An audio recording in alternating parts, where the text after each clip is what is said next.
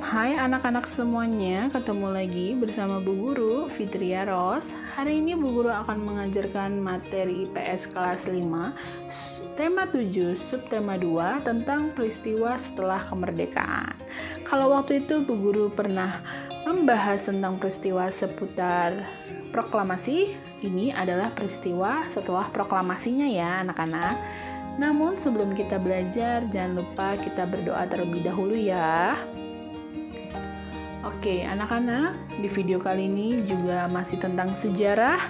Jadi mohon maaf jika nanti agak membosankan atau agak lama.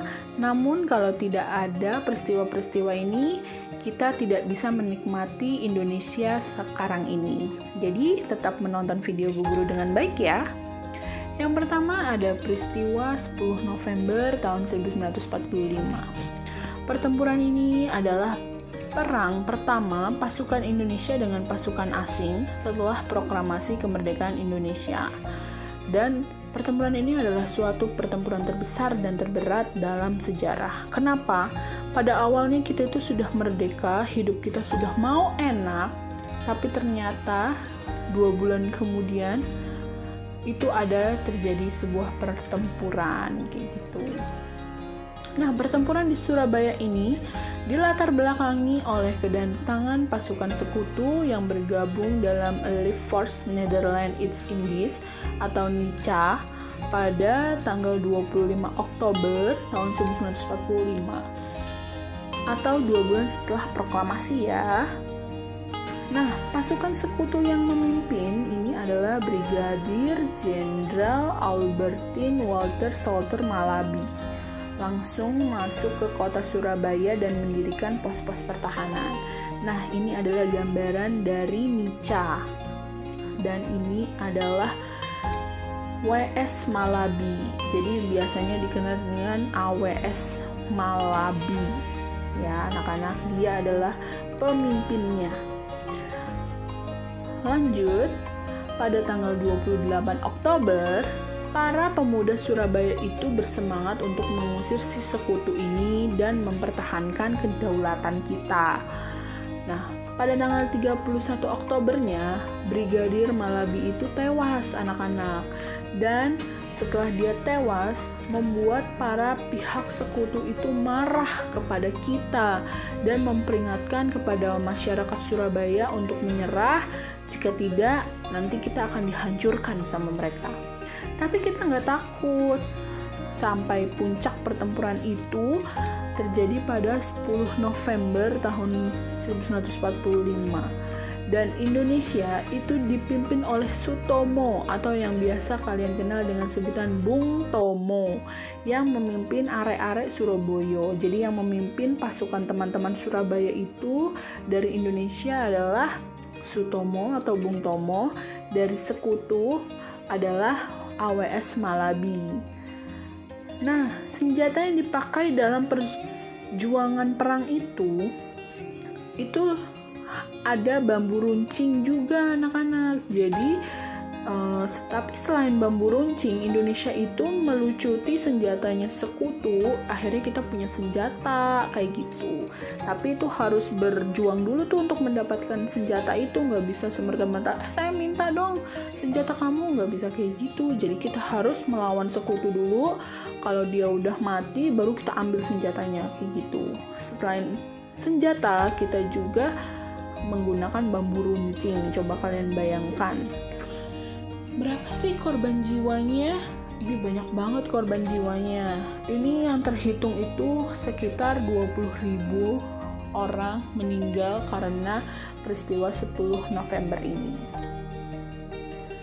Dan pertempuran ini akhirnya berakhir pada tanggal 28 November. Nah, ini dia nih makamnya AWS Malabi. Dan ini adalah Bung Tomo. Pasti kalian sudah tak asing ya melihat mukanya. Semangat para pejuang dalam mempertahankan kemerdekaan membuat Presiden Soekarno akhirnya menetapkan pada tanggal 10 November itu sebagai Hari Pahlawan. Dan ini ditetapkan melalui Kepres atau instruksi presiden gitu ya, keputusan presiden nomor 316 tahun 1959 pada tanggal 16 Desember tahun 1959. Jadi setiap 10 November kita mengenang jasa-jasa pahlawan kita ya, karena peristiwa 10 November ini. Sudah paham ya anak-anak? Kita lanjut ke pertempuran Ambarawa. Pertempuran Ambarawa ini terjadi pada tanggal 20 November sampai 15 Desember tahun 1945, tepatnya di Ambarawa, Jawa Tengah.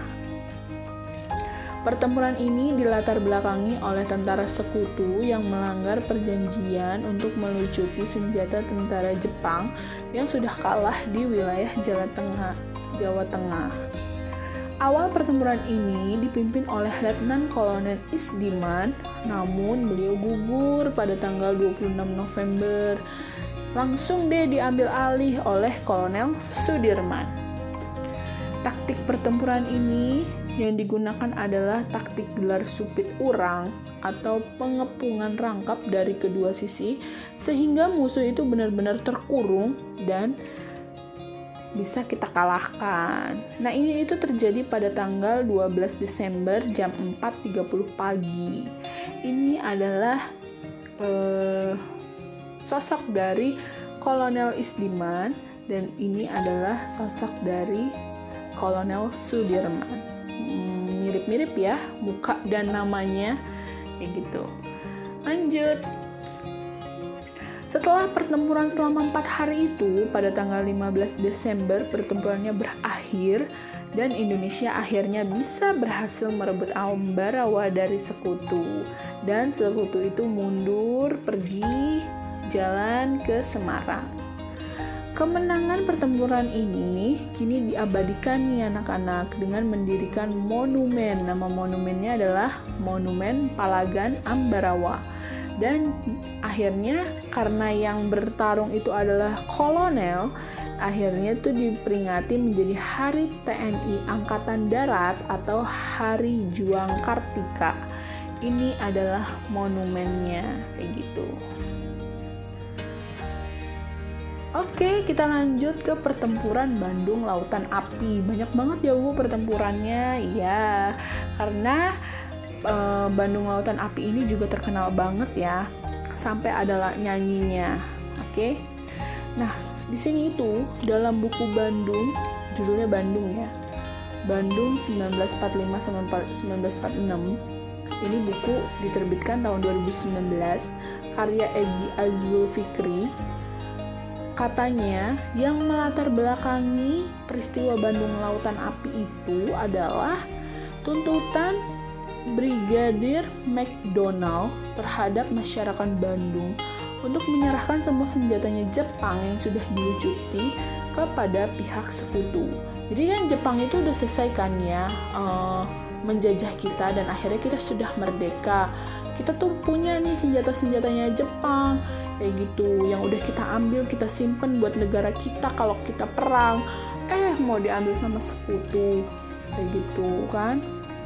Lalu tentara sekutu itu malah membagi kota Bandung menjadi 2 wilayah, yaitu Bandung Utara dan Bandung Selatan, jadi supaya terpecah gitu negara kita. Terus adanya ultimatum dari sekutu untuk mengosongkan Bandung Utara. Ultimatum itu kayak surat tugas gitu loh, kayak ancaman gitu. Pokoknya Bandung Utara itu harus dikosongkan pada tanggal 29 November tahun 1945. Tapi kita nggak mau, ya kan? Dan ada juga rencana untuk membangun markas sekutu di Bandung. Coba kalian bayangkan, kita sudah merdeka tapi mau lagi dijajah pada tanggal itu. Tapi akhirnya para pemuda di Bandung itu bersusah payah untuk bertempur dan akhirnya pada saat itu banyak pemuda yang sibuk kan merebut senjatanya Jepang kayak gitu kan, sehingga tuh nggak tahu kalau sekutunya datang. Sekutu yang sudah sampai di Bandung kemudian menjadi 2 wilayah kayak gitu kan, yang tadi dia akhirnya membuat 2 wilayah dan memberikan ultimatum Dan di sisi lain, pejuang Indonesia di Bandung itu juga bingung. Kenapa? Karena bingung mau ngikutin perintahnya siapa. Karena Indonesia itu ibu kotanya sedang ada 2. Yang pertama di Jakarta, yang kedua di Yogyakarta. Akhirnya pemerintah dari Jakarta menginstruksikan agar Bandung jangan dikosongkan, tapi yang di Jogja memerintahkan agar Bandung dikosongkan. Ya karena bingung dan karena ini akhirnya pejuang dari Bandung itu mengambil keputusan sendiri untuk menyerang secara besar-besaran kepada sekutu pada tanggal 24 Maret 1946. Sebelum dikosongin nih maksudnya, akhirnya Bandung Selatan dibumi hanguskan alias dibakar besar-besaran sama rakyatnya agar tidak dapat dipakai lagi oleh musuhnya, kayak gitu. Nah, tapi meskipun demikian, para pejuang tuh tetap melawan sekutu dengan taktik gerilya loh sebelum membakar Bandung itu. Nah, maka peristiwa ini dikenal dengan sebutan Bandung Lautan Api karena memang Bandung itu dulu dibakar oleh rakyatnya supaya Bandung itu tidak ditempati oleh sekutu. Nah, ini dulu pembakarannya nih anak-anak. Nah, seperti itu aja cerita dari Bu Guru yang singkat. Ya, anak-anak, mudah-mudahan kalian paham dengan video yang Bu Guru berikan pada hari ini. Terima kasih sudah menonton video dari Bu Guru. Kita ucapkan alhamdulillahirabbil alamin. Jangan lupa untuk kalian mensubscribe, like, dan men-share video dari Bu Guru ya anak-anak. Kita bertemu di video Bu Guru selanjutnya. Bu Guru akhiri. Wassalamualaikum warahmatullahi wabarakatuh.